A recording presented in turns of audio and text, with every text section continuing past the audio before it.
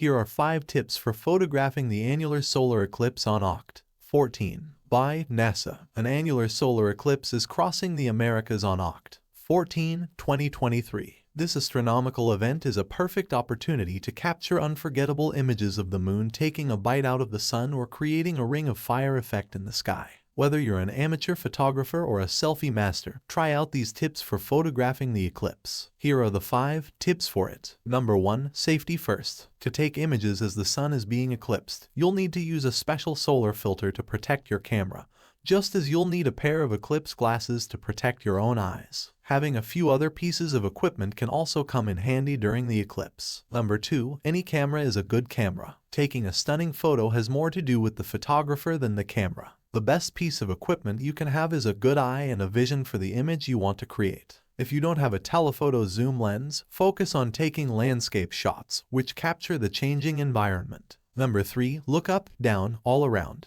While the sun is the most commanding element of an eclipse, remember to look around you. Everywhere you can point your camera can yield exceptional imagery, so be sure to compose some wide-angle photos that can capture your eclipse experience. Number 4. Practice. Be sure you know the capabilities of your camera before eclipse day. Most cameras, and even many camera phones, have adjustable exposures, which can help you darken or lighten your image during the tricky eclipse lighting. Make sure you know how to manually focus the camera for crisp shots. Number 5. Share. Share your eclipse experience with friends and family afterwards. Tag it in to connect your photos on social media to those taken around the country, and share them with NASA. While you're out perfecting your perfect eclipse shot, don't forget to stop and look at the eclipse with your own eyes. To learn more about space events, subscribe our channel and support us.